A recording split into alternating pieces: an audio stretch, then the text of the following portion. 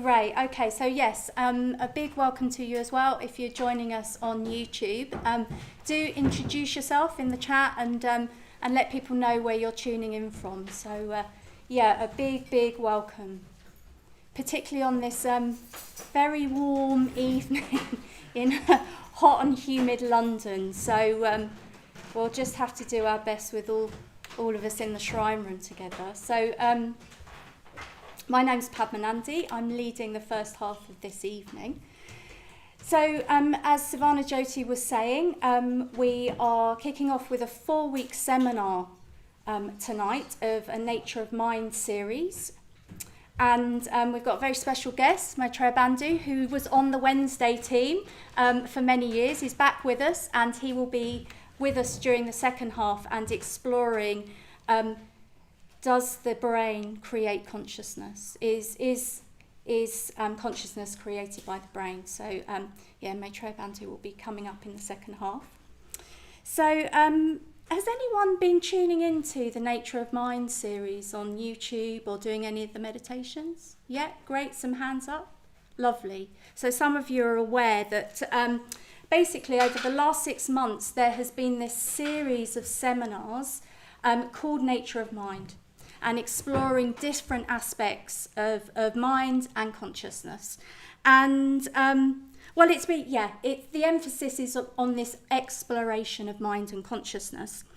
And we're going to be doing that over the next 4 weeks, looking at some big questions. So tonight, as I said, we'll be looking at does mind create consciousness? Does the brain create consciousness? And also we'll be looking at questions around rebirth, what happens after death, and we'll bring it all together in the last week with the question of what is the nature of mind.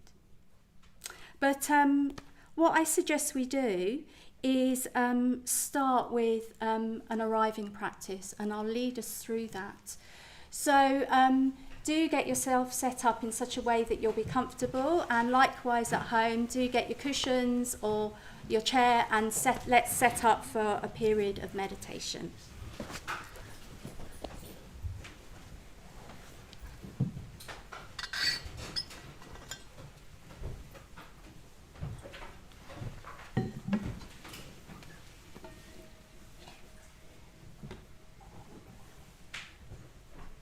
Have a little bit of mood lighting.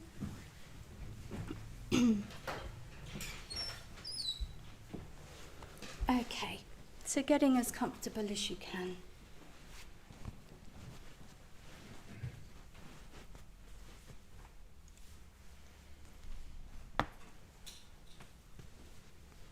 Just taking your time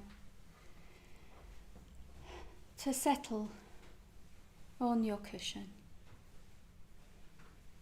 Is there anything else you can do to get comfortable in your meditation posture?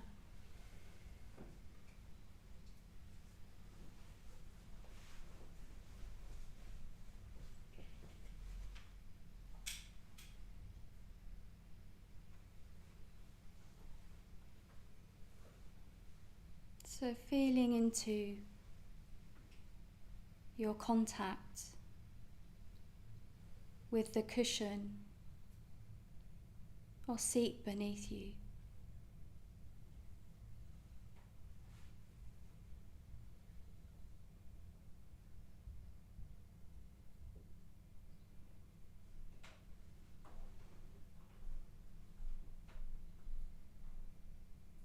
And just notice if you're holding around your belly, and maybe are you bracing forward in meditation? Can you just ease back onto the cushion or seat a little bit more? So allowing the hips to drop into the cushion or seat beneath you.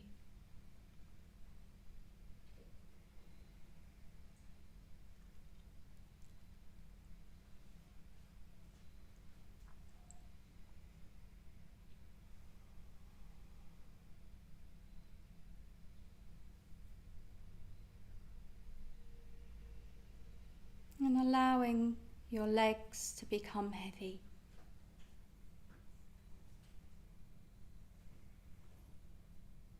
Can you get a sense of your weight dropping down through your legs into the floor?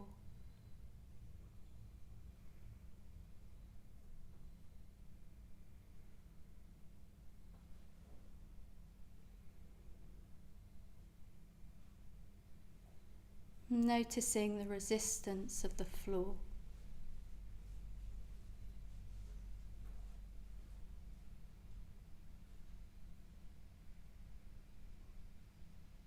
The earth is there to hold us up. It can take our weight.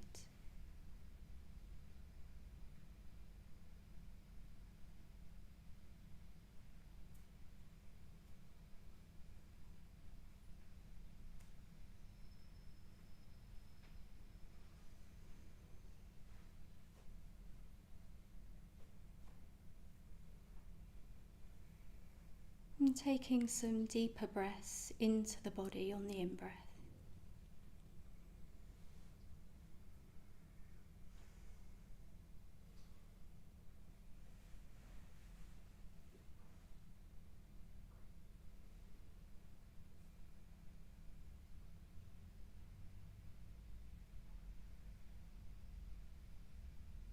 And allowing the upper body to be upright and alert.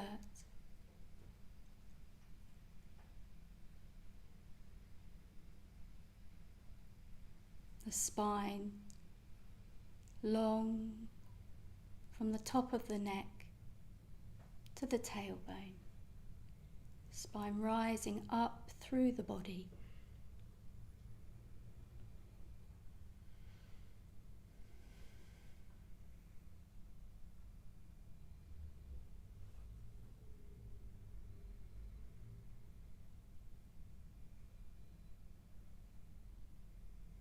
And your shoulders broad.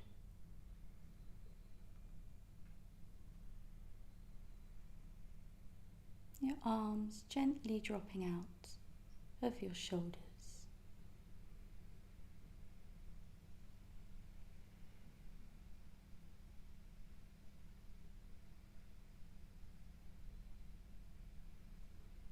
Your head sitting at the top of your neck. Just notice what's happening with your chin. Is your chin jutting out? You might just want to tuck your chin in slightly so the back of the neck is long.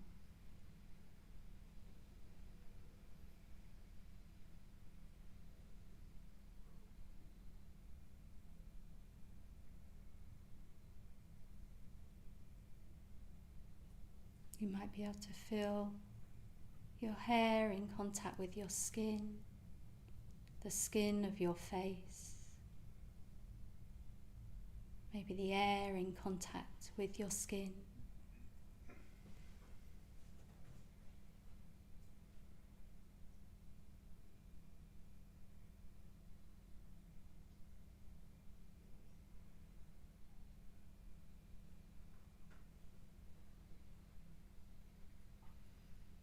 Your forehead is smooth.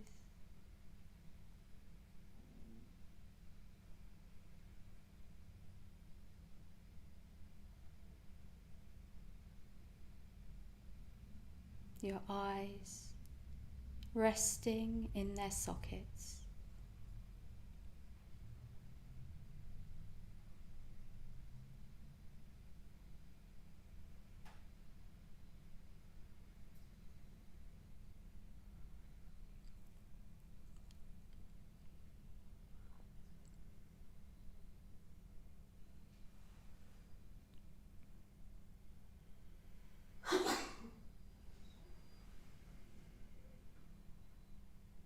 Feeling the contact of the air around your nostrils as the air comes into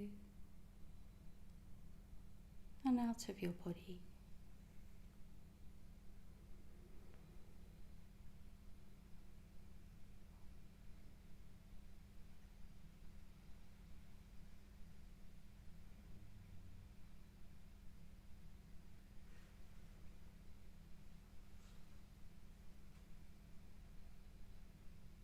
your tongue resting in your mouth.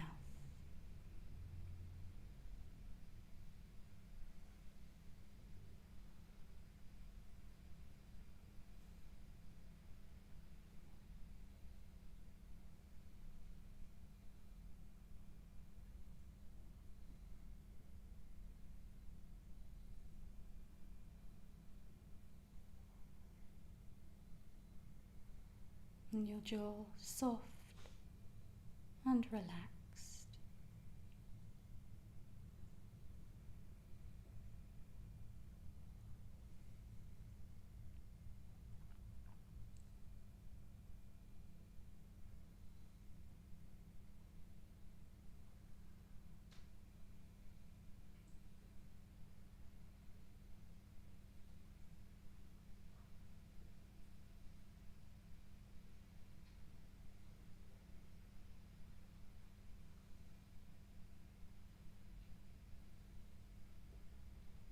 And becoming aware of any thoughts that are present, so just noticing.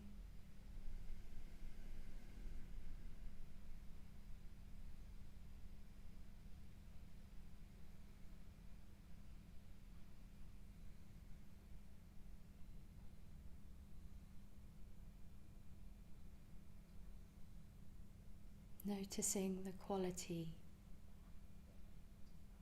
of your mind, your mental activity.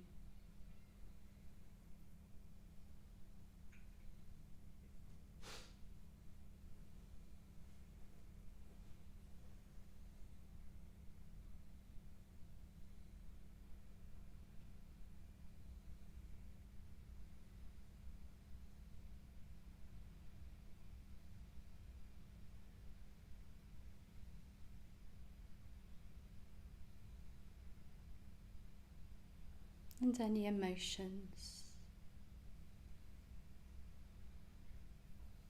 You could ask yourself, how am I? Just dropping that into the well of your body and mind. And seeing what comes back.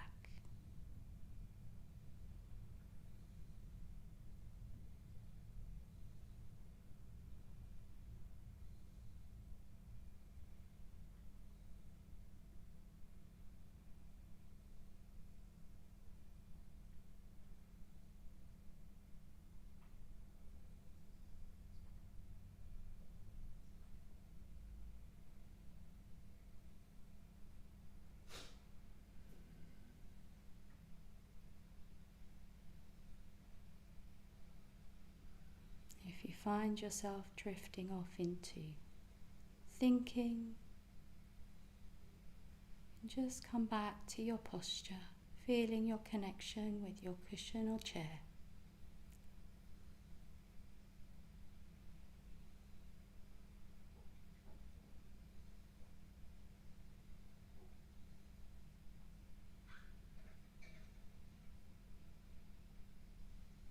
And finding the breath in your body, your breathing body, the breath coming and going.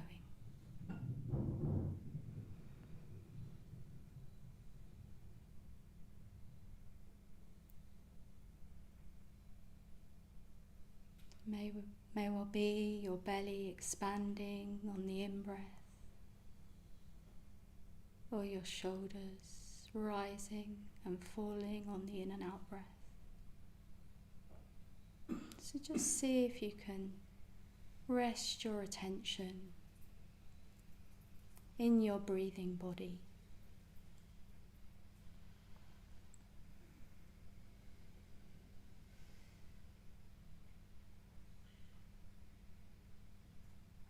No need to control the breath. Your body knows how to breathe itself. You just need to pay attention.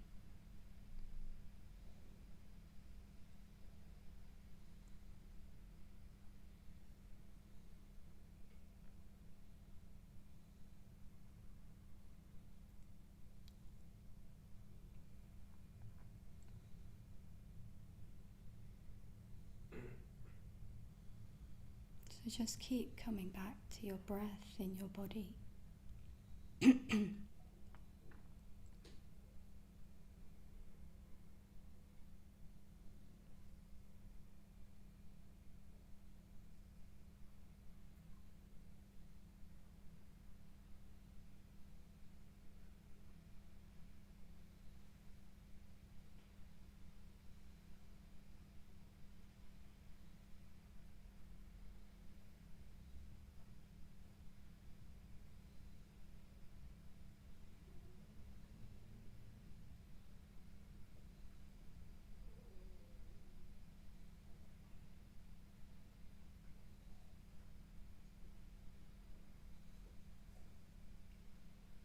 Resting your attention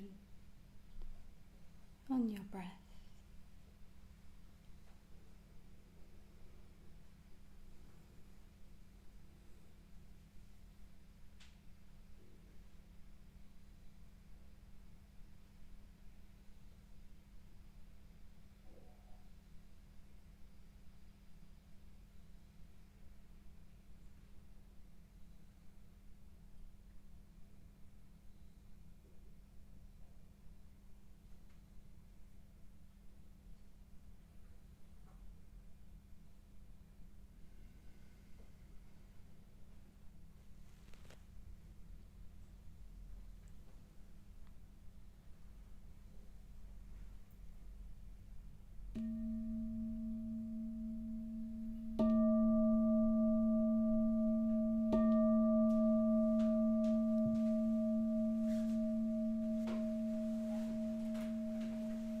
So when you're ready, relaxing your meditation posture.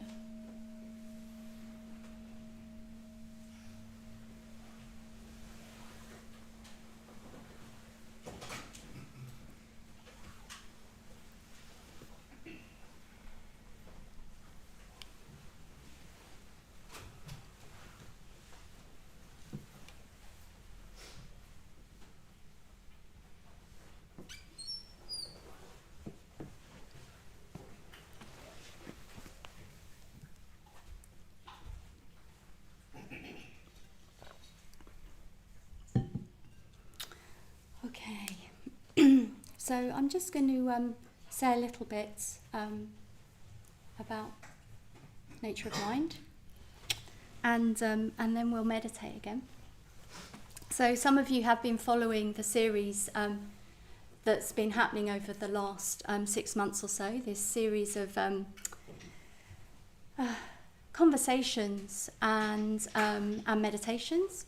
And so Nature of Mind has brought together a range of perspectives from other people that are interested and exploring consciousness and the mind and the brain.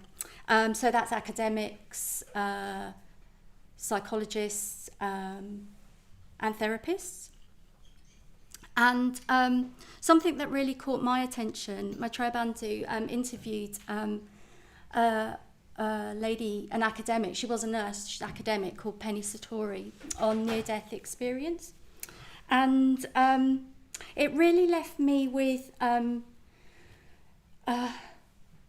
this idea, well, mind is really, really mysterious. And in a way, we can't really say what it is. And I've been reading this book by Dr. Bruce Grayson on near-death experience. And what I've been really struck by is that people who've had near-death experiences, I mean, it plays out in different ways, and I'm not going to go into detail about that. But what seems to happen for some people is that it profoundly transforms their life. And I've been really struck by this and sort of, well, what happens to create that sort of level of transformation in someone? And well, in a way, we don't know, and we can't say. And all I can talk about is my own experience. So I've been coming along and meditating for quite a few years, and I went off on an intro weekend to Buddhism and meditation, And so I love the mindfulness of breathing. I really struggle to connect with the Metabhavana. And I found myself really receptive on this weekend. And on the Saturday night, we chanted a mantra, and I found myself sort of very moved. I went to bed crying. I thought, what's happening to me? Not being someone who was particularly sentimental. And the following morning, we meditated and we practiced the Metabhavana. And what I found was that my meditation became flooded by people, people that I knew and people that I didn't know. And I was able to respond to them with just love.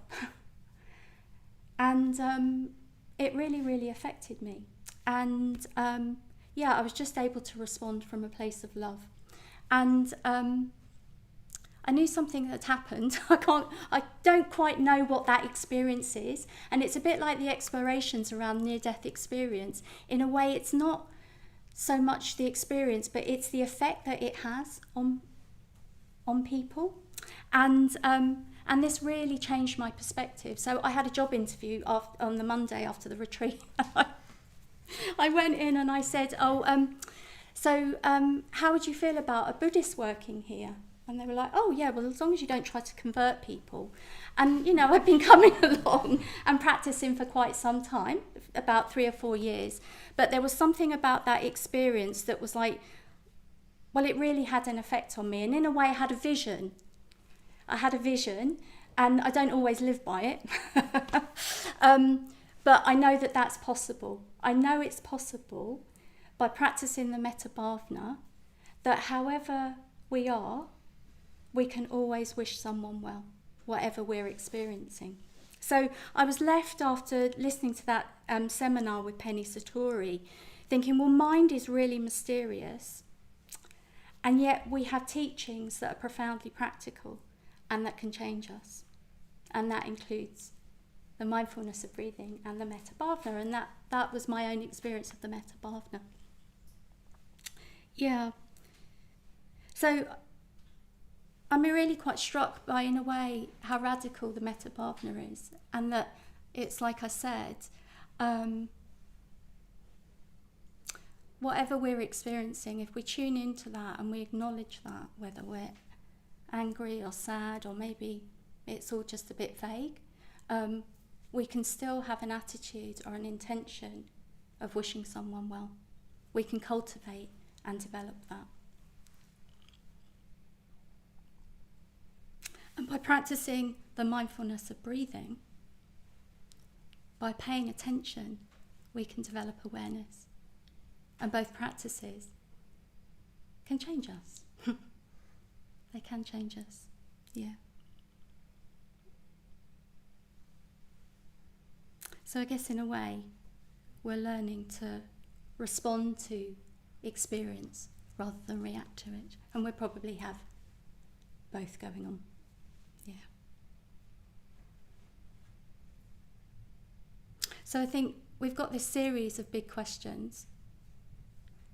But at the end of the day, I think we can change and we can grow and we can develop because we've got the teachings. And if we apply them in our lives, we apply them to our minds and our hearts, they can change us. Yeah.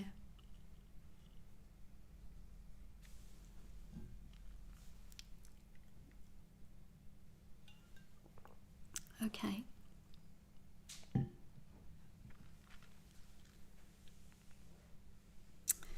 And I think having practiced the Metabhavana and mindfulness of breathing, what I've come to realise in a way is that they're the same practices. Because, awareness is infused with kindness. We can sit there breathing like Darth Vader, but awareness is inherently kind. And I'm really struck that after the Buddha died, after Shakyamuni Buddha died, his closest companion, Ananda, said about him, "He who was so kind." And I've always been really, really struck by that the person who knew him best and attended to him for so many years said that. So that's what makes me think, well, awareness is inherently kind. Yeah. So what I'm going to suggest we do is we're going to practice a mindfulness of breathing, but infused with metta. So I'll ring stages for, I'll ring the bells for the 4 stages of the mindfulness of breathing. But what I just encourage you to do is to just allow your mind to be calm, your heart to be calm. Allow your heart and mind to calm with the breath. And when things come up in your experience, just see if you can respond with a sense of curiosity or interest or friendliness or warmth. And you'll find your own way with this. Just find some quality of metta and turn towards your breath in that way. Yeah?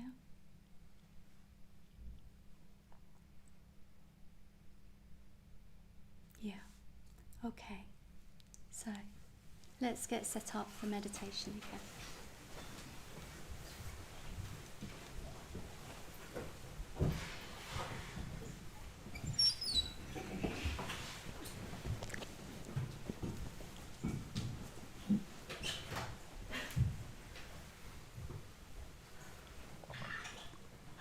So again, just taking your time to get set up in your posture.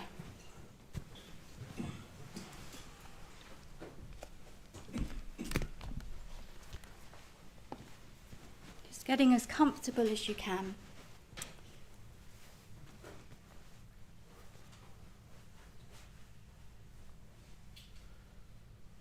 And when you're ready,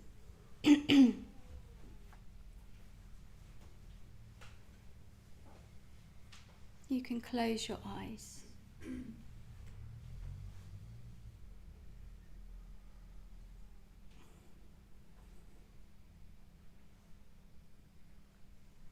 again, feeling your contact with your seat or cushion beneath you.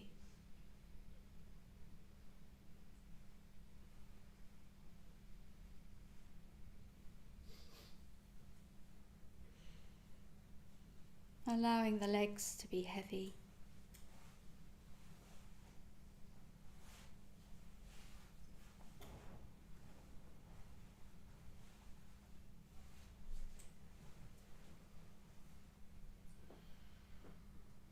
And your upper body upright and alert.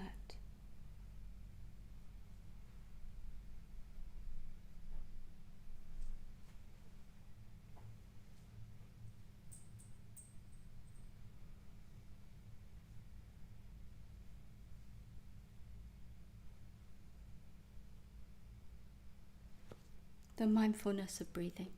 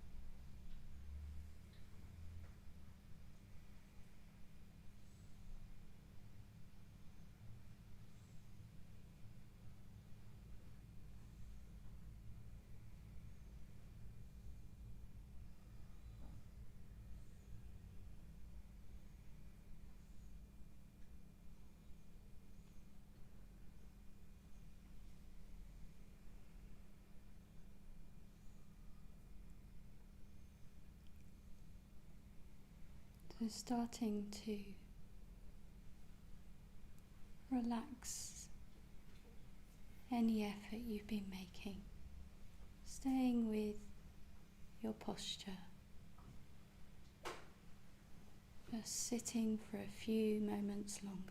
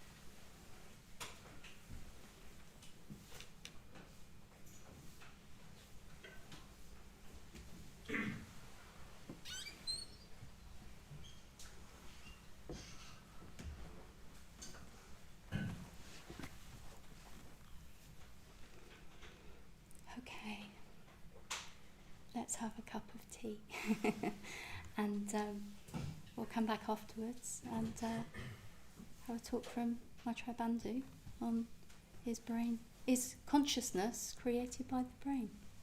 Let's have a cuppa, yeah. And we'll see you after the break, people joining us on YouTube. Okay, so before we start, let's just sort of do a short meditation again, just to sort of collect ourselves.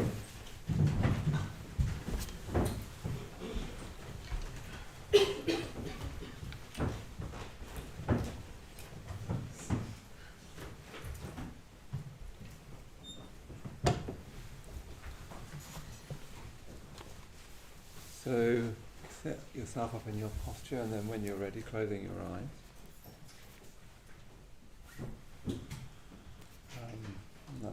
I'm also talking to the people at home, whoever they are as well.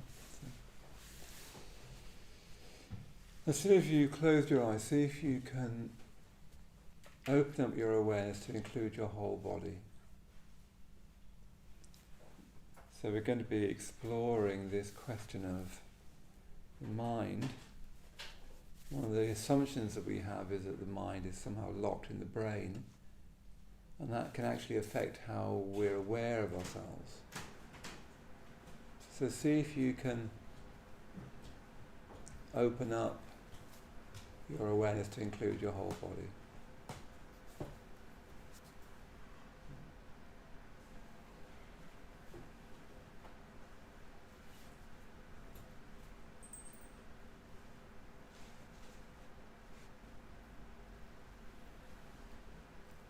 And it's quite hot in here, and if you react to the heat with frustration, you'll just feel hotter.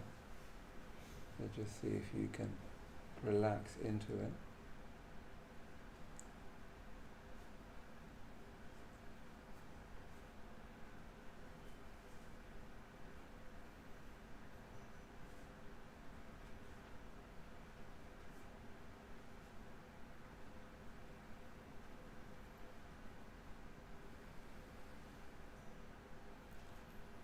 Pete.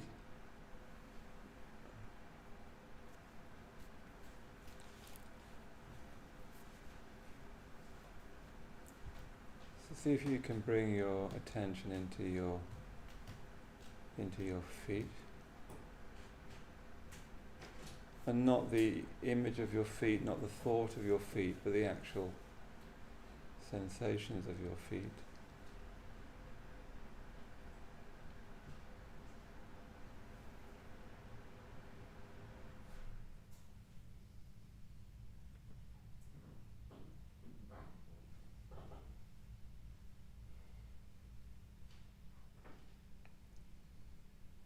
And see if you can feel the weight of your backside on the chair or the cushions.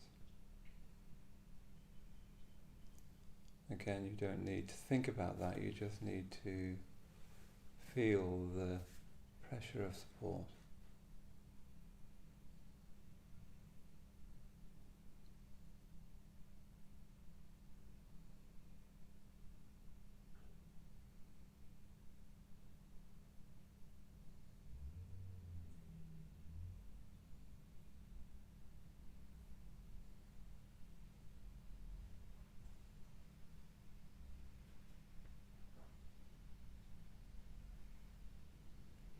And then just see if you can tune into a few in-breaths and out-breaths, so following the whole breath in and following the whole breath out.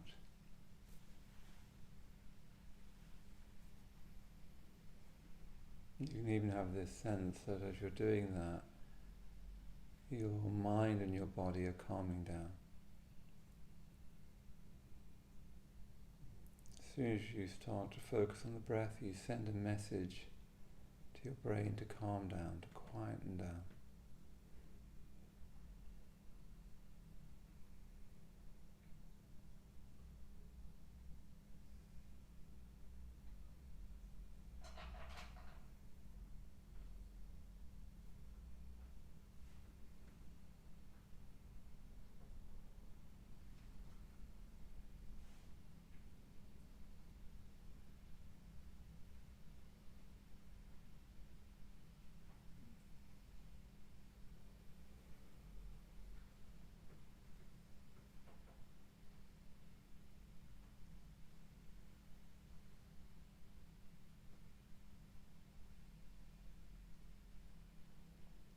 So you can feel the breath coming into the body,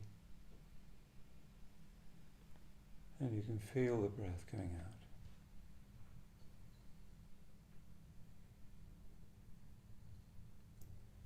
And then you could see if you can just open out to include more and more sensations of the body.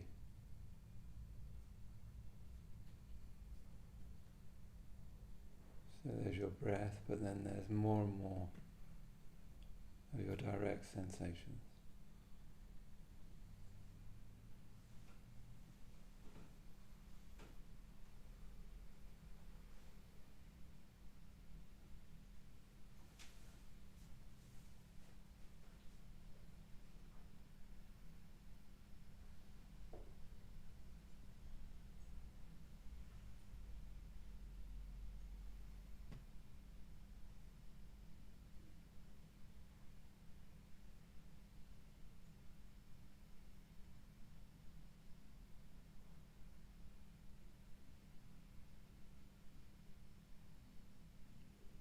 And then even including the sounds around you.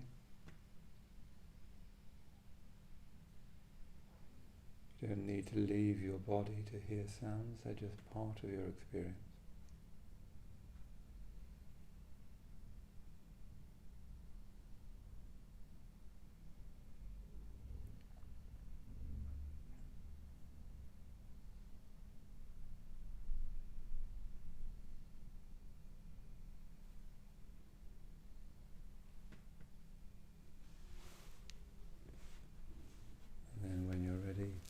Opening your eyes.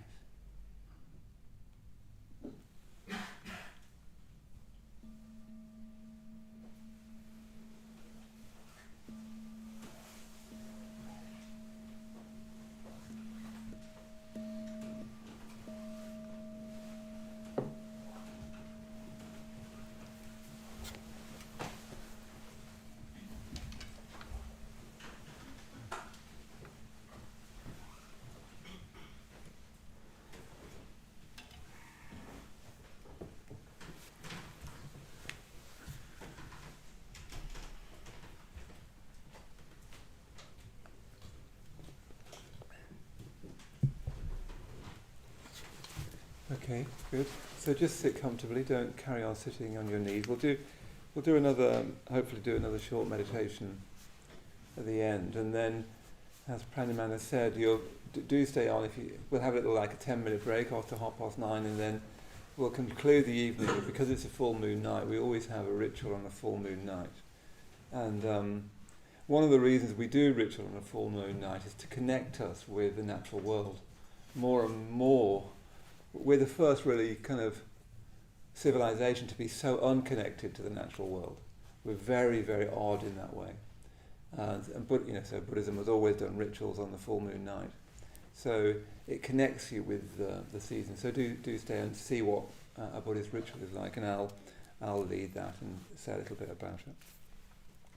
Tonight I'm going to start this series of 4 evenings, like Padmanandi said. We've called it 4 Big Questions. I can't remember what one of them is.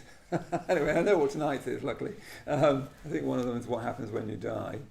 And they're kind of, these 4 evenings are like espresso versions of this Nature of Mind series that we've been doing. We've been running this series for 6 months.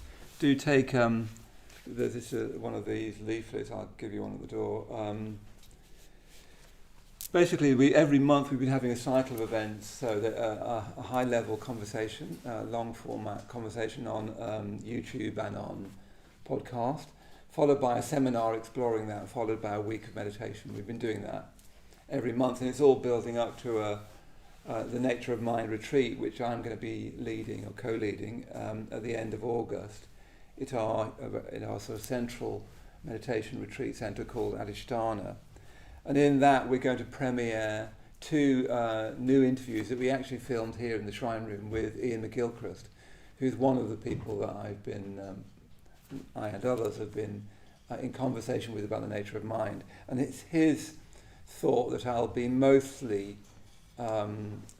touching on tonight. I've only got however many, 20, 30 minutes at most. So, Jan of Archer did an interview with him that goes on for about an hour. I think I did about a similar one. And then we've got 2 new ones coming out on this retreat, which we're going to premiere and then run a seminar on. I think Ian McGilchrist's thought, I was going to bring the books down with me, but they're so big that, it's quite a job taking them back upstairs again. I think his thought is some of the most important modern thought that I've come across. He has a big idea, and you can tell it's a big idea because it has what's called remarkable explanatory power.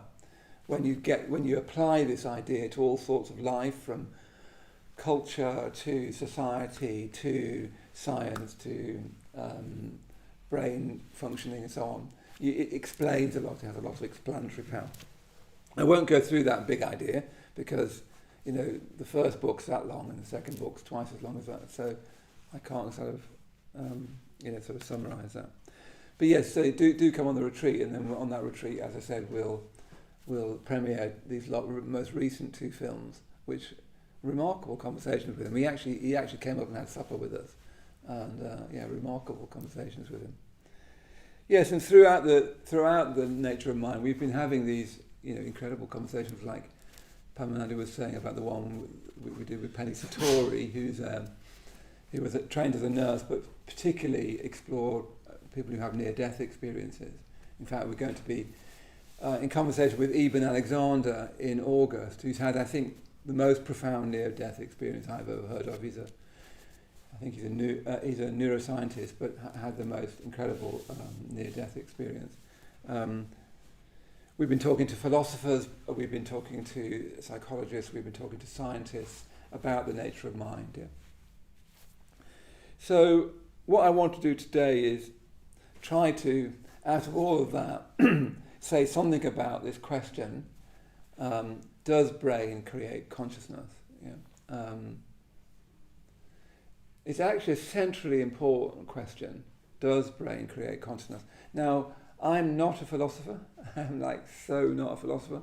So if you are a philosopher, leave the room now.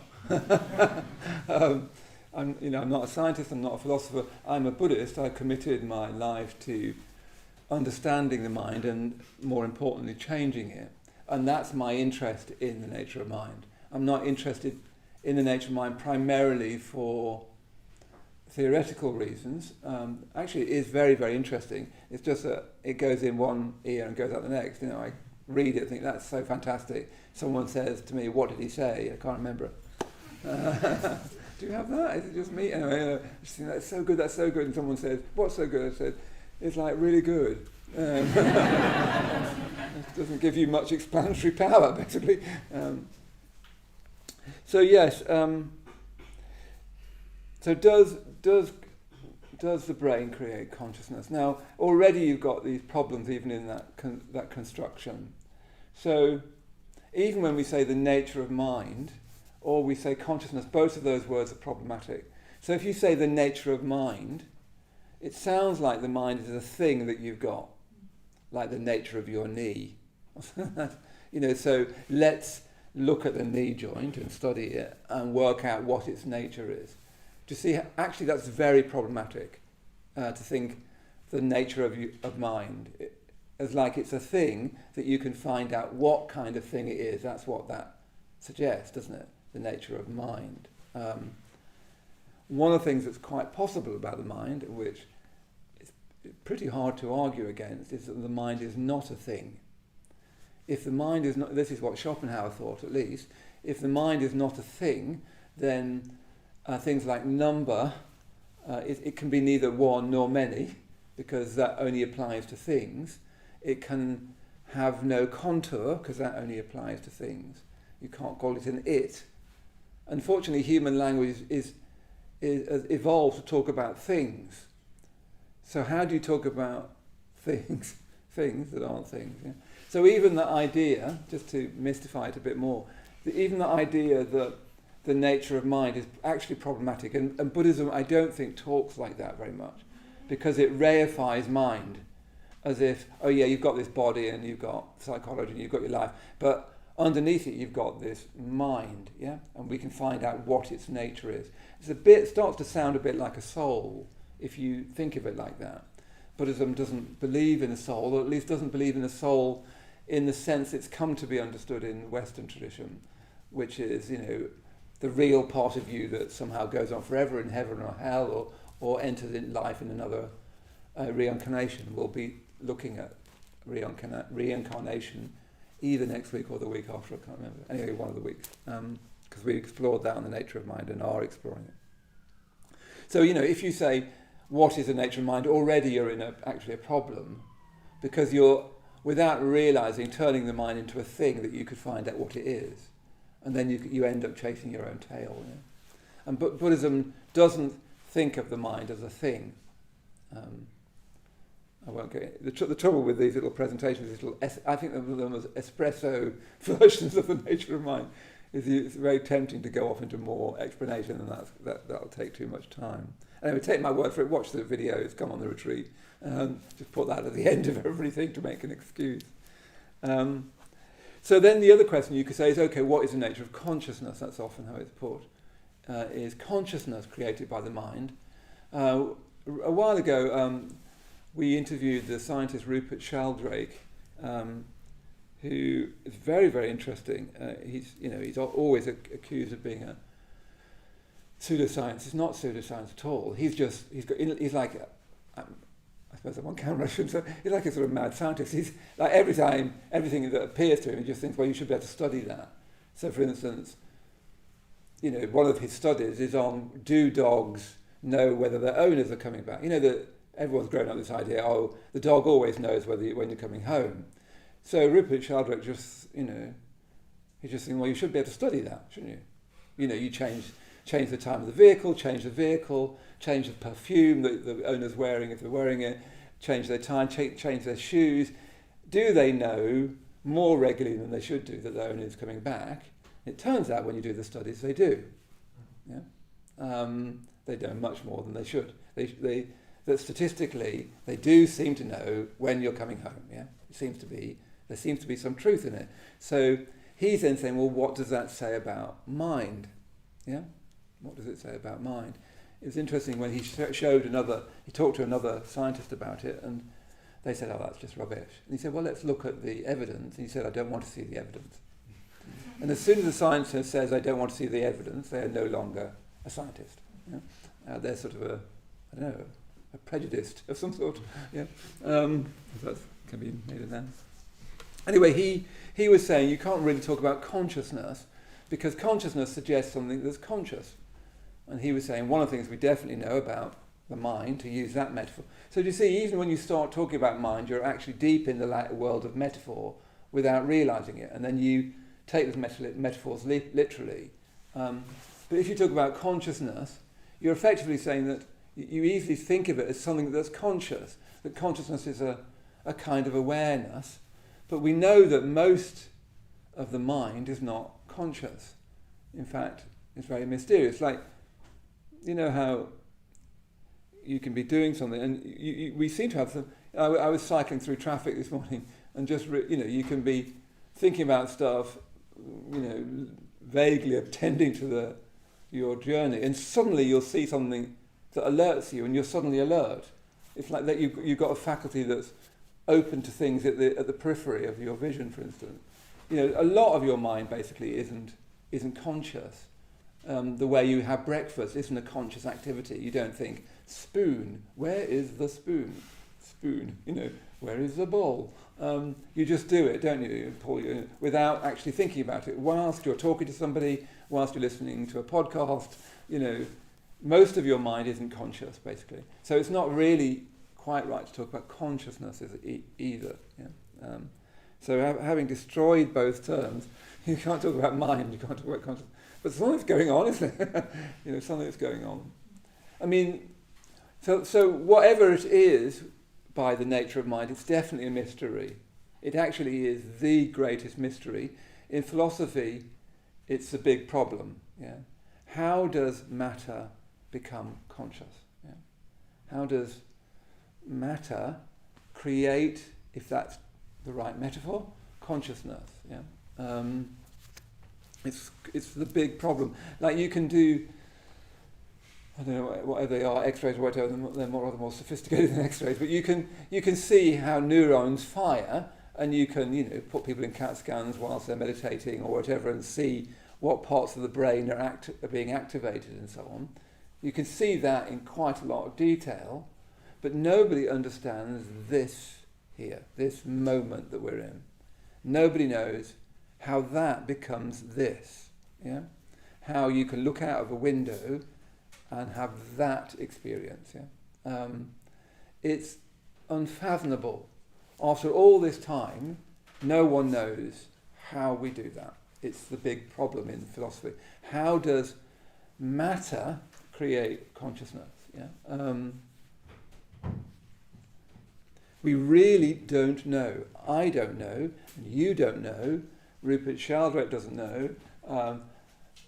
We also interviewed Bernardo Kastrup, who used to work for CERN, and he doesn't know. He's got a very strong theory and a very appealing theory, but he doesn't know. None of us actually know how we do this. So if you want to look for miracles in your life, all you need to do is wake up in the morning and live in this world, which you'd have to, I don't know, it definitely happens. Something's going on. That interestingly, that's what Buddhism keeps coming back to, is something's going on.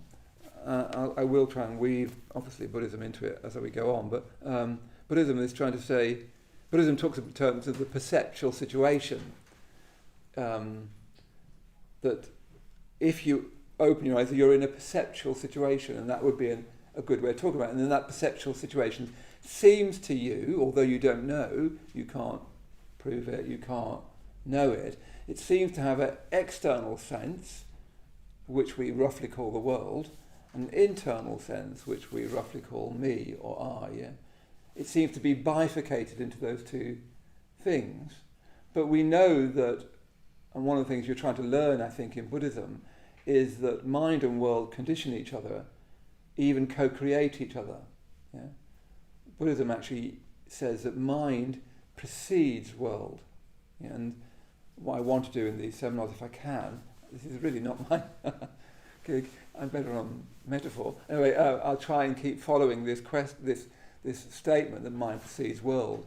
One of the first great statements of Buddhism is experiences are preceded by mind, led by mind, and made up of mind.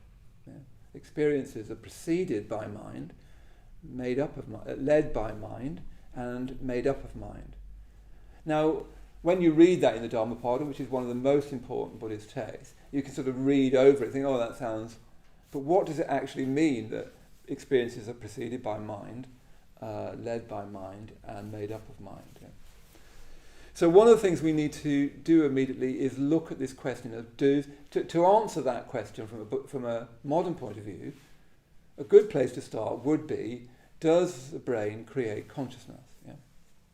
Now that is most of our working assumption.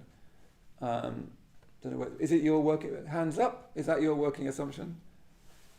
Nobody's working assumption. That's weird. Okay, so people out there on YouTube, it's their working assumption. Most of us, without us quite knowing it, assume that that's what happens. Yeah, that your brain is creating consciousness, and the assumption seems to be that the more complex organisms become, so we've become a more and more complex organism since we were a sperm and an ovum, if we can call ourselves that. Or creatures become more and more complex. The assumption is that the more complex they become, the more consciousness can arise. Yeah, that's a general assumption, and that if you injure the mind, you break its networks of connection and complexity, and therefore you have less consciousness. Yeah? It is actually very, very problematic.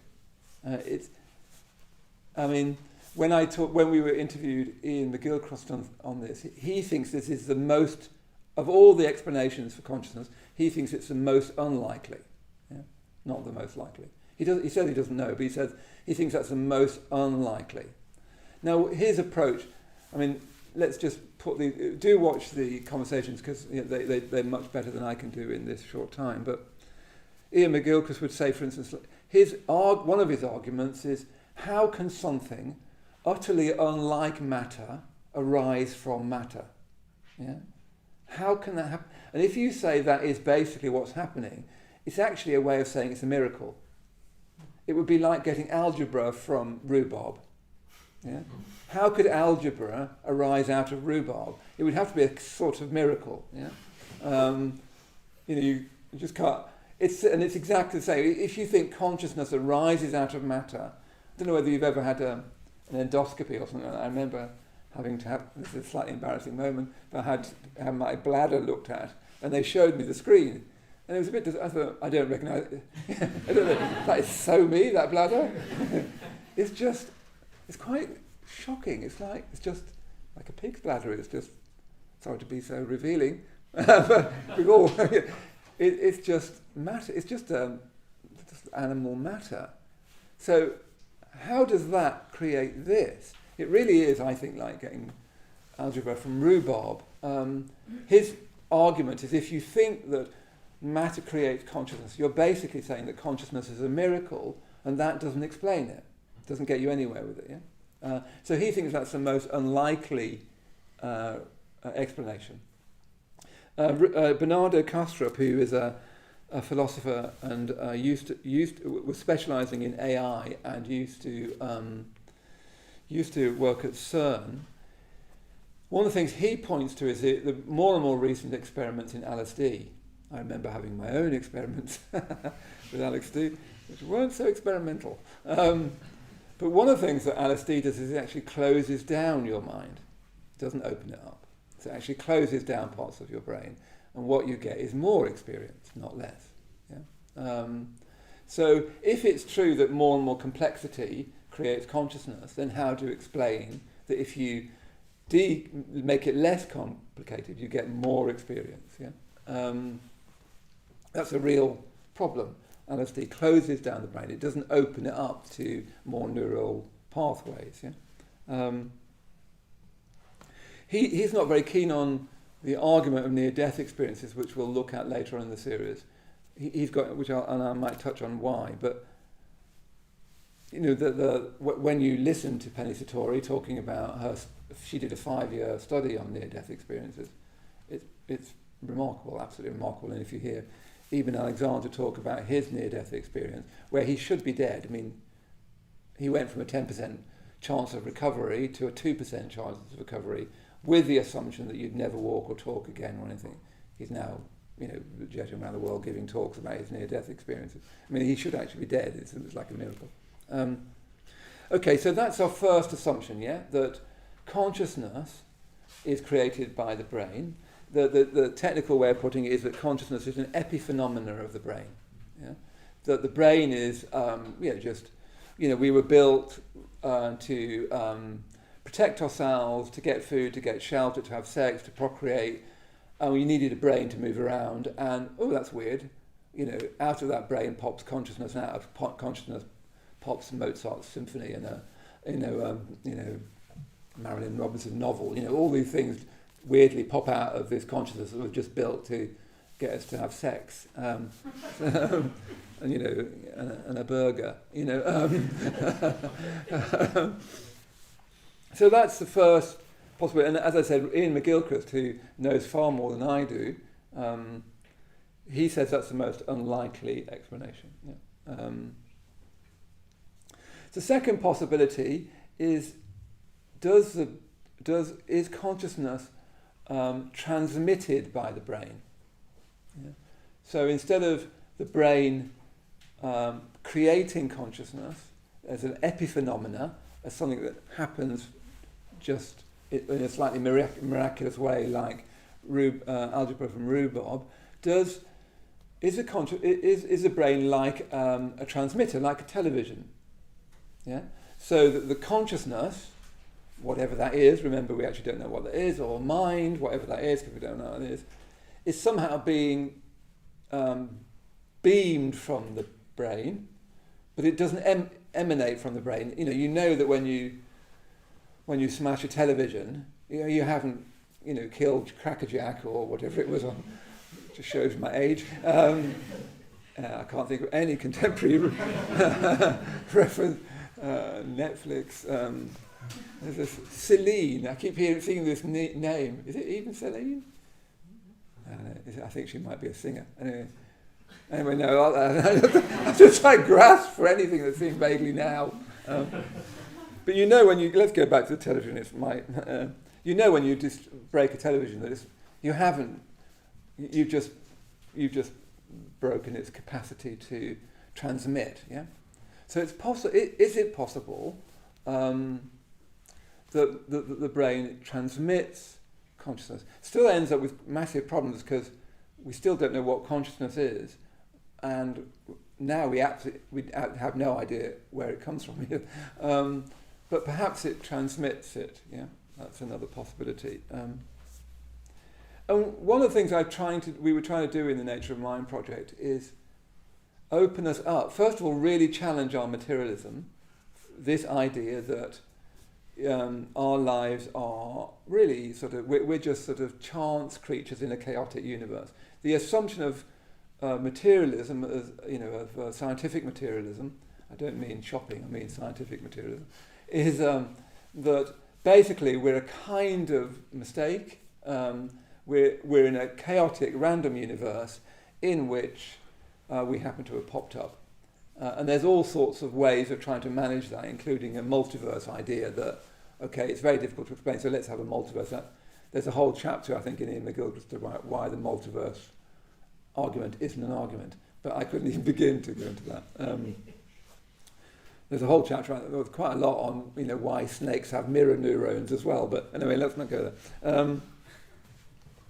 So the second possibility is that consciousness is transmitted by the brain. One of the interesting, that what we're trying to do in this project is keep on showing people things that don't fit in with our worldview. Near-death experiences don't. Children who have past life memories don't fit in. And when you hear about, and we'll be touching on those in our explorations, when you hear about them, I can't explain it, but I can't explain it away either. Certainly, when I've heard about them, I can't just dismiss them. That seems unscientific, actually, irrational. But I can't explain them either.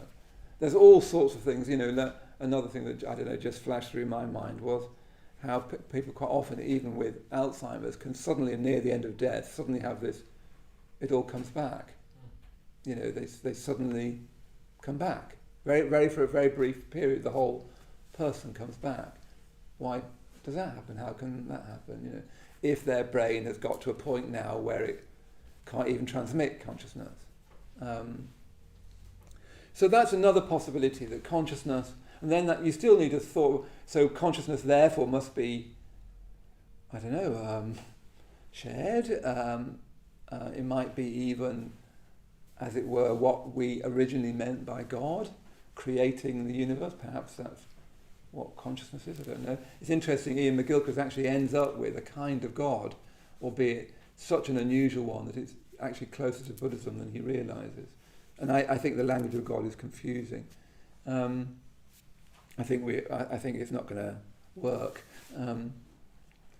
Anyway, he thinks, Ian McGilchrist, and do, as I say, come on the retreat and watch these two new ones where he's talking actually about God and about value. But he thinks that's more likely, but still problematic. Can't even remember all the reasons because it's a very big book. He said there's a third option. So you can think the consciousness is created by the brain, or it's transmitted by the brain, a little bit like television transmits whatever it is. What is it? The signal. So it might be transmitting it. The other possibility, he thinks this is the most likely one, is that consciousness, the brain permits consciousness. So you can either think of the brain, as it were, emitting consciousness, creating it as an epiphenomena of the brain, or you can think of it transmitting it like a television, or you can think that the brain permits consciousness. Interestingly, Ibn Alexandria, who had this near-death experience and is a neuroscientist, I think he's a neuroscientist, I think he is, or he's a brain surgeon, one of the two, I can't remember. He also thinks this, that consciousness is permitted by the brain. Like in his near-death experience, he was pretty much brain dead. So, according to our science, he can't be having any kind of experience. And he was having this incredible experience. Penny Satori, and I'll talk about her next week or the week after, she talks about a patient who had a particular palsy where the hand gets like this, and you can't open. The only way you can open the hand is by surgery on the hand. And he had this near-death experience, this patient 10, and she said to me, is there anything you can do after the near-death experience you couldn't do before? And he said, yes, I can do that. And that's not possible to do that, because the tendons get so tight. You can only surgery can open your hand. So that can't be possible, and yet that is actually what happened. Yeah. So what those do for me, I don't know what that does for you, it opens me to more and more to the mystery of our life, which we're right in the centre of. We couldn't be closer to the mystery of our life, but we miss it by, just worrying about our emails and our love life and whether we manage to get a burger or not.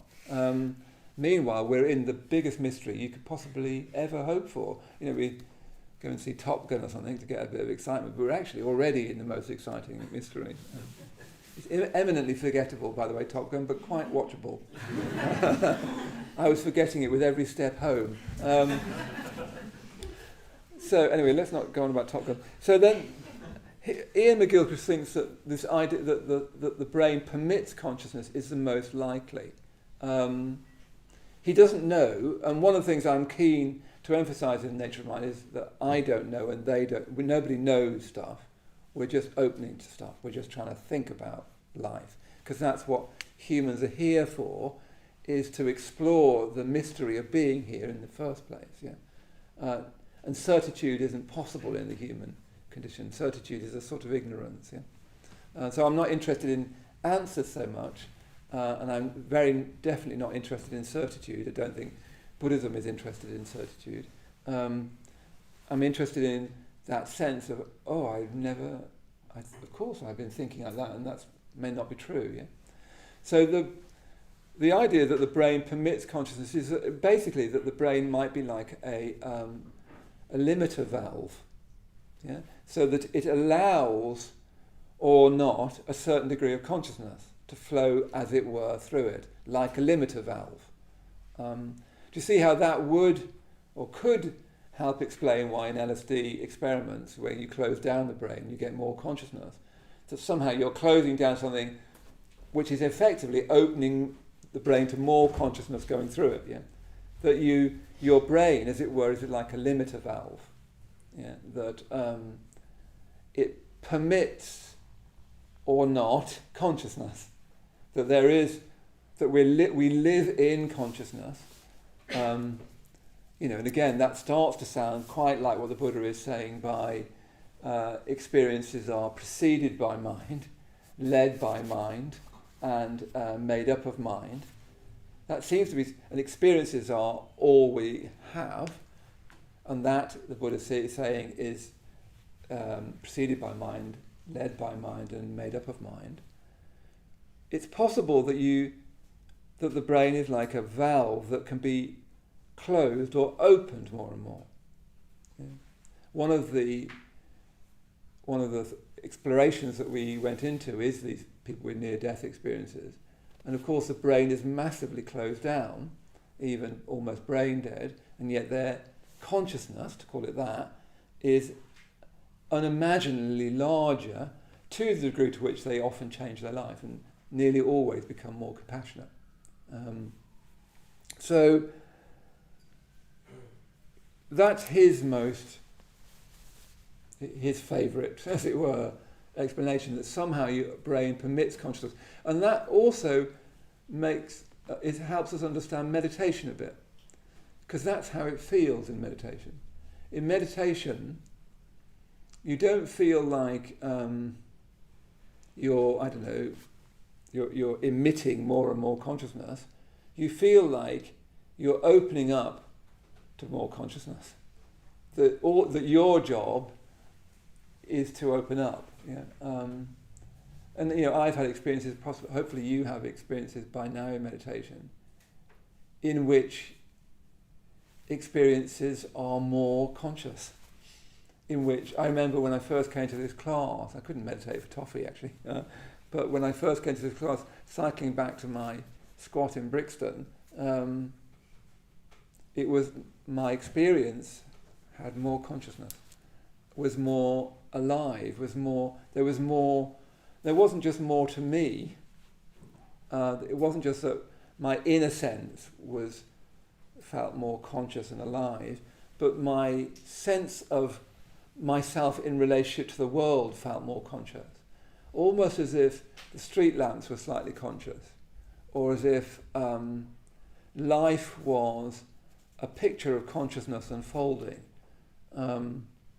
When you go very deep in meditation, it is more like that experientially, isn't it? That you move into a world, and the world seems to be in some kind of communication with you that you'd switched off, that you'd actually damaged almost. Children have it very naturally. They feel a natural kind of animistic sense of the world, and we close it down. When you go very deeper in meditation, particularly on retreat, because retreats are really basically a set of good conditions so that you can meditate more deeply. It's not just that you come out feeling better, calmer and more relaxed. You sort of do, at least sometimes. But what's more interesting for me, I do want to be better, calmer and more relaxed, but what's more interesting for me is the world itself, which is a posh word for my experience, seems to be more of the nature of consciousness. Trees, even inanimate things, seem like they have a sort of, as it were, consciousness. I don't mean I don't talk to the stones, and I don't have a conversation with a tree, and I certainly don't hug them. They might not like it, remember. Hello, tree, get out, get your hands off me. They might not like it, but something like my consciousness, as it were, whatever that is, because we don't know what it is, feels like it's shining back at me as well. Not as mine, but not as not mine either. Anyway, that's as far as I can go just tonight. So let's just finish with a very short meditation, and let's try and meditate with this sense, this remembered sense. Let's just imagine that that consciousness isn't created by the brain. Yeah?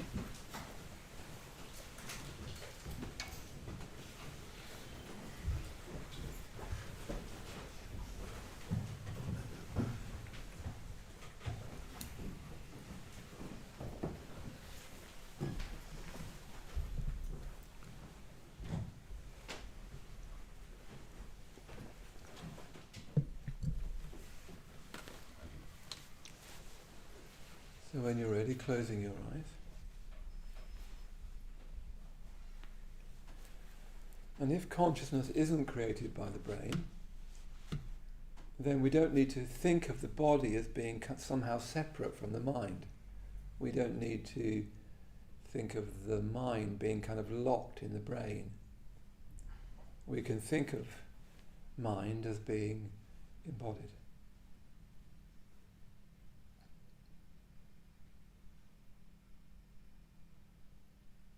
So when we open up to the body, it's not that we're moving away from the mind. It might be that we're opening up the mind to more consciousness.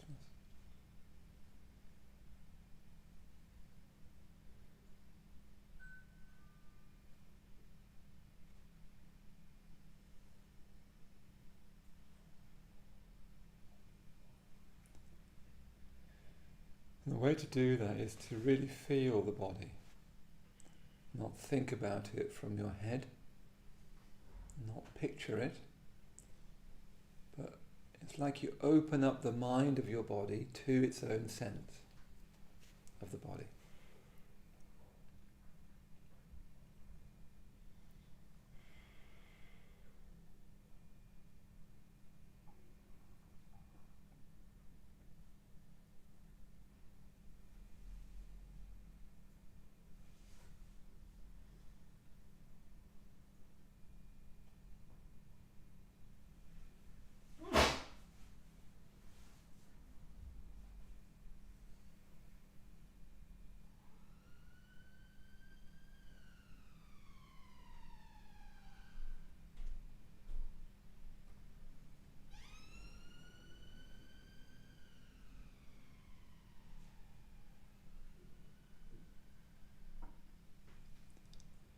Perhaps mind or consciousness isn't a thing that we emit from the brain. Perhaps it's something that we're living in. And then that would include the sounds around us, that would include a whole experience as being somehow of the nature of mind, in a way we can't understand, but we could imagine that all of our experience, our body sensations, our breath, the sounds around us, what would it be like if we thought that they were all in some way of the nature of mind?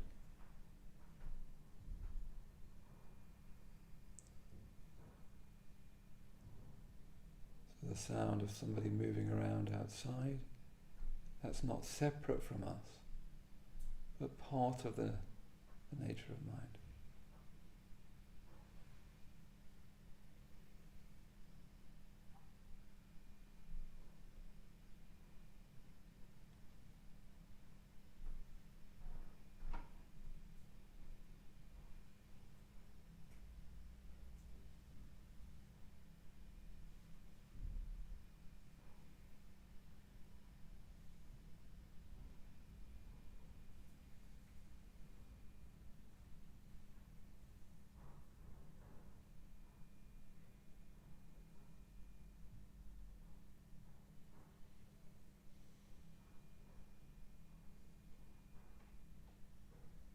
Again, see if you can tune into your breath.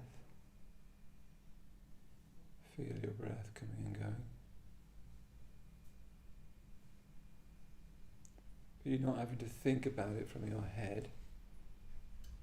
You can just feel it.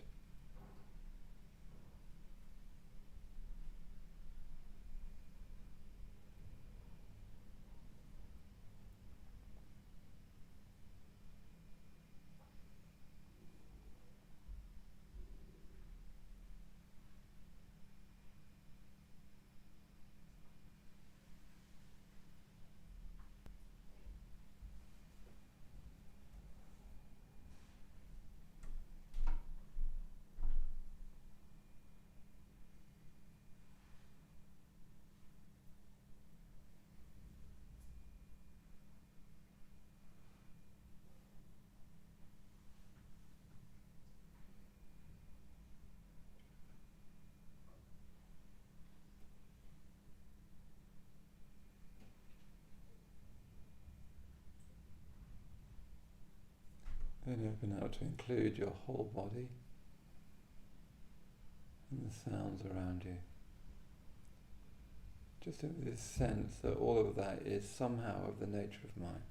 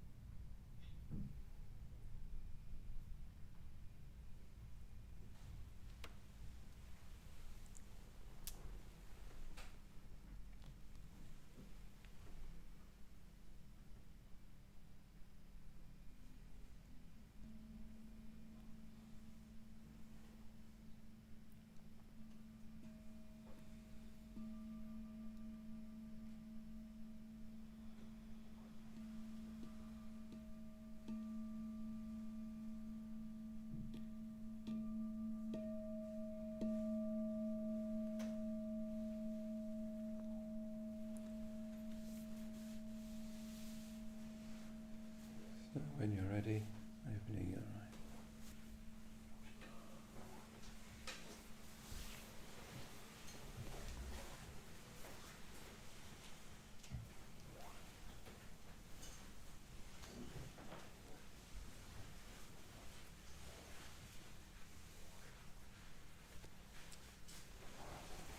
Good.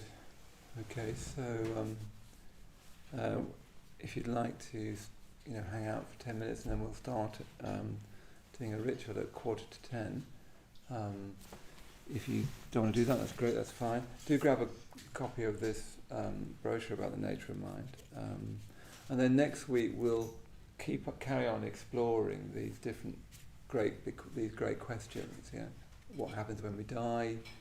What is the nature of mind? What is actually going on? And trying to sort of ask better questions, trying to open that up more, rather than particularly come up with answers. But yes, if you'd like to stay for the puja, I'd really recommend it. It's a beautiful way of marking your relationship with the natural world, with the moon. Anyway, if you want to stay for that, I'll start. We'll only go for about 15-20 minutes, so we'll start at 9:45 and then we'll finish about 5 past, something like that. You spoke about LSD. Could you speak about DMT if it's possible? Possibly. I need to find out what that means first, but I'll come back. Let's come back to that next week. Yeah. Good. Good. Thank you, everybody. Okay, so let's just sit. Actually, don't sit on your knees just for a minute. I'll just say a few things about ritual before we start. Just let's get a sense who's here. So who's never done a Buddhist ritual before, just to get a sense of you? Yeah, good, that's great. So one of the surprises for people sometimes is that Buddhism has ritual. Increasingly people think of Buddhism as very rational, and Buddhism is very reasonable, but it's not rationalistic. So I'll say a little bit about Buddhist ritual, but really you need to sort of do one, really. We used to say, come along to a ritual, but you don't have to take part. When you don't have to take part, but you won't get a sense of what a ritual is. It would be a little bit like you could saying, do come along to the meditation class, but you don't need to meditate. You can just watch people meditate. Just think, well, that's not going to get anywhere, is it? You could come along and just watch people meditate, but you'd never get a sense of what meditation is. And ritual's the same, really. You need to sort of do it and find out what it feels like. Yes, but so the only things really to know about Buddhist ritual is that when we have worship in Buddhism, there's no creator God in Buddhism. There's no literally existing deity of any kind in Buddhism. That doesn't mean to say that Buddhism is saying it's all somehow about you at all. In fact, that's alien to Buddhism as well. Buddhism has a much deeper understanding of these matters. It's what ritual it really is it's an as-if practice. Yeah. So what we've got here is the figure of the Buddha, and you're always in a ritual saying it's as if he's here. Yeah. It's as if there's a figure in the room here who is all loving, all compassionate, all wise, who relates to you completely purely from that loving wisdom, yeah, and that all you need to do is say these verses and make these offerings, and he will bless you. Yeah, that's basically any ritual is really doing that. Is you say these verses, we'll do these verses and call and response. You make offerings of incense and so on. You bow to the shrine and so on, and then the blessed figure, the Buddha figure in this case, will bless you. Yeah. So what this is really to understand this, very simply, very quickly, just now, it's best to think of this as the myth of surrender. Yeah. So a lot of what you meet in Buddhism is the myth of growth, the myth of development. That what you need to do to make progress is that the Buddha, as it were, enlightened consciousness, wisdom, compassion, inexhaustible energy, is all at the end of a path, and the Buddhism is a path that you move along towards the Buddha. Yeah, that's usually how Buddhism talks. That you're here, unenlightened. There's right over there someone that's enlightened, and Buddhist practice, meditation, and so on, mindfulness, moving you closer and closer to the Buddha. Yeah. That's a metaphor or a myth. Yeah, it's absolutely crucial to Buddhism. But it's not the only way of thinking about it. So what we're doing now is we're thinking, okay, that's valid, that's valuable, and I need to grow, and I need to do things to grow my mind, become more ethical, become more conscious, do more good, and so on. I need to move towards a state of love and wisdom. That's fine as a metaphor, but I'm just going to park that metaphor now, because it's got limitations like any metaphor has. And now I'm going to have this other metaphor where, no, there's not a path. I don't need to change anything about myself. I don't need to struggle and will and progress. All I need to do is open up. Yeah, I just need to surrender to the Buddha. So in this case, you're imagining the Buddha is, as it were, as above you, and you're opening up to him. Yeah. Now, all religions have this as a core myth, don't they? That what you do is you surrender. You surrender yourself. So rituals are always communal affairs, so that I say the words and you say them back to me together. So you surrender individuality. You surrender what you particularly want to express. That's all rituals have got ritual forms, haven't they? They don't say, okay, here's what do you feel like you want to say to the Buddha today? You surrender all that. And you surrender all of that self so that you can open up to something beyond the self. Yeah.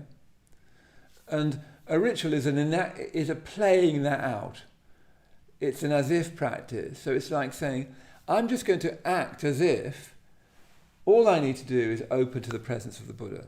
Yeah? And I'm going to do that by reciting these verses, by chanting a mantra, by making offerings, by just imagining that as I'm doing that, I'm just opening up to the Buddha's presence in the universe, which is an enlightened consciousness, which, because we don't know what consciousness is, consciousness never dies, perhaps, who knows.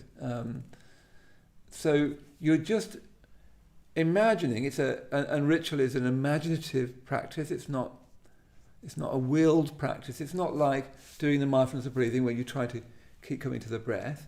All you need to do is you do the ritual. You open up, you sit there, you do the verses, you make an offering, you chant the mantra, and you imagine that as you do that, the Buddha's blessings just pour into you. Yeah? That the universe itself is full of consciousness, full of love, and that what's happening is you're getting in the way of that. And what's getting in the way of that is your egotism. I say yours, I mean mine and yours. So all you need to do is take a holiday from your egotism and just open up to something much more than you, much more than your grief, much more than your pain, much more than your happiness, much more than your joy, something infinitely more than your individual consciousness. Yeah? And you enact that by literally walking to the shrine and making an offering, by reciting a mantra. The mantra is just his name, the Buddha's name, that's all. Doesn't, in a certain sense, mean anything. But mostly it's a surrender thing. So you have to sort of surrender yourself. Yeah. Just think, okay, I'm just going to have a go at that. I'm just going to have a go. What would it be like just to surrender myself on this full moon night? Yeah. I don't know what to. I mean, we talk about the Buddha, but I don't know what the Buddha is. I don't know what enlightenment is. I know it's much, much more than me because I've had some experience of moving to, as it were, towards it. But I don't know what it is. So you don't need to know what you're opening up to. All you need to know is what you're opening up to is infinitely larger than you, infinitely more compassionate than you, infinitely wiser than you. And all you need to do is open up to that. You don't need to make an effort. You don't need to try to progress. It's a different myth. Yeah. Okay. So what we'll do is I'll recite just 3 verses in call and response. So I'll say them, and then you say them back. At the end of that,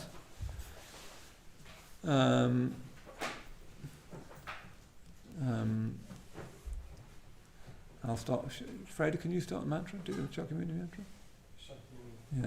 So Fred will start the Shakyamuni mantra, and that Shakyamuni just isn't the name of the Buddha. You just join in on that, and then you let the mantra quietly die away. As the mantra sounds, what I'd recommend is you come and make an offering. So there's some incense here in front of the shrine. We have lots of people at the shrine at the same time, and you might need to pass incense to each other because it's just in the middle there. So you can have 8 people or something at the front, and you bow, you touch your head on the floor, and you see how touching your head on the floor is a expression of I'm going to surrender. That's what bowing means. No one knows the beginning of bowing, but they think it's what you used to do to show the king your neck so he could cut your head off. In other words, you make yourself completely vulnerable. Yeah, that's what bowing probably means. So it's an acting out physically of an attitude of I don't know. I don't really know the answers to things. I keep getting things wrong. I get myself into all kinds of pickles. So I'm just going to surrender myself to something that might be more than myself. Yeah. It's an absolutely crucial thing that human beings need to learn to do. Otherwise, how will you ask for help? Yeah. So, you come on, if you want to, make it. Of course, if you don't want to, that's fine. But I would try it out. It's not going to weirdly change your molecular structure, is it? what can happen? And then the mantra will die away, and then once the mantra dies away, I'll ring a bell, and that'll be all. Yeah. And then see if you can sort of, as you go out, look at the moon and see whether it's changed your relationship with this world of ours, this beleaguered world of ours. Yeah. Okay, so when you're ready, closing your eyes.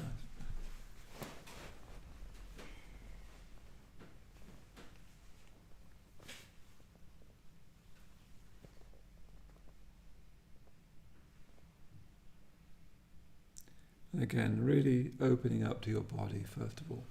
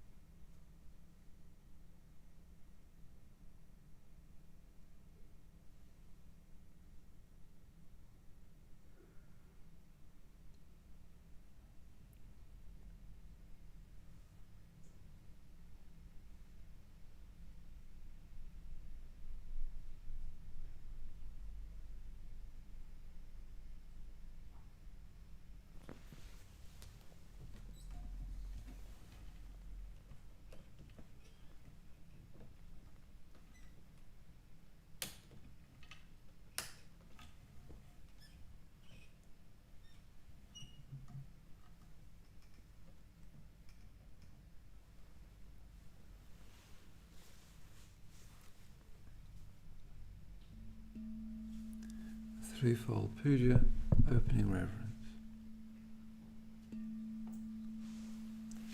We reverence the Buddha, the perfectly enlightened one, the shower of the way. We reverence the Dharma, the teaching of the Buddha, which leads from darkness to light. We reverence the Sangha, the fellowship of the Buddha's disciples, that inspires and guides.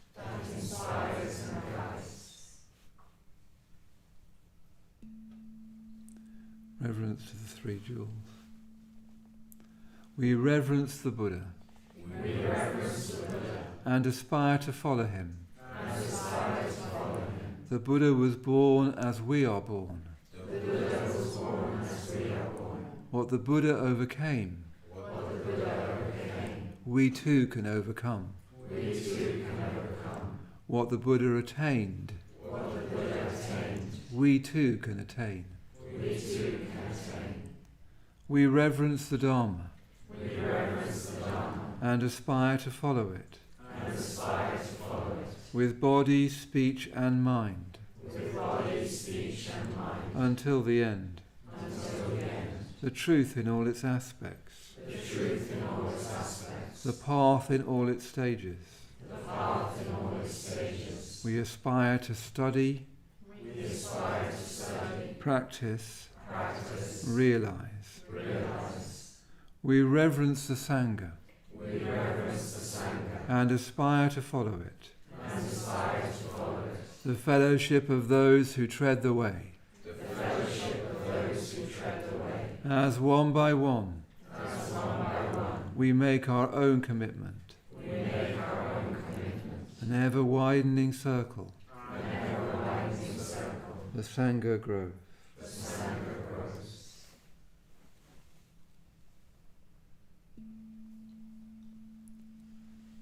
Offerings to the Buddha. Reverencing the Buddha. We offer flowers. Flowers that today are fresh and sweetly blooming. Flowers that tomorrow are faded and fallen. Our bodies too, like flowers, will pass away. Reverencing the Buddha.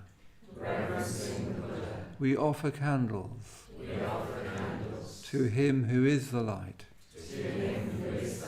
we offer light. We offer light. From his greater lamp, a lesser lamp we light within us. From his greater lamp, a lesser lamp we light within us. The lamp of Bodhi, The lamp of Bodhi, shining within our hearts. shining within our hearts. Reverencing the Buddha, Reverencing Buddha, we offer incense. we offer incense. Incense whose fragrance pervades the air. Incense whose fragrance pervades the air.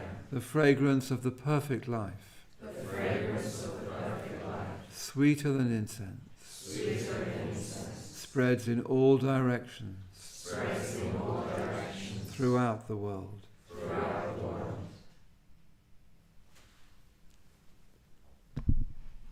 Om Mani Mani Maha Mani Shakya Mani Swaha. Om Mani Mani Maha Mani Shakya Mani Swaha. Om Mani Mani Mahamani Shakyamani Swaha. Om Mani Mani Mahamani Shakyamani Swaha. Om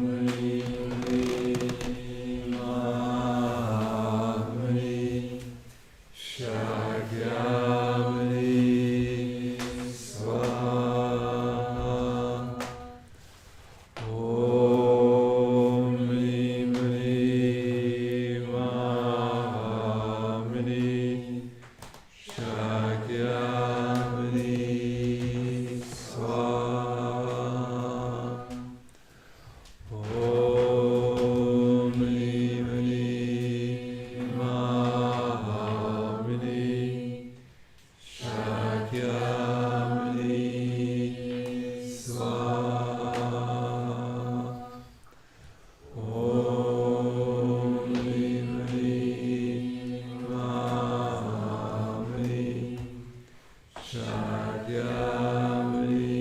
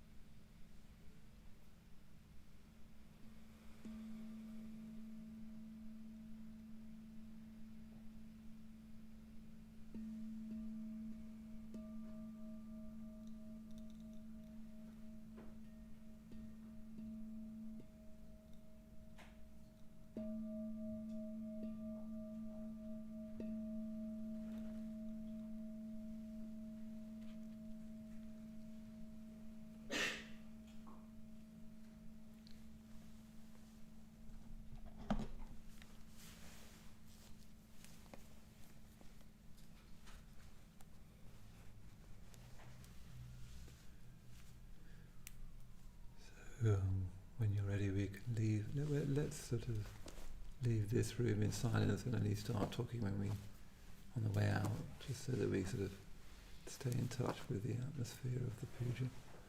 And yeah, when you're ready, just put your cushions and mats back at the side. And we'll see you next week.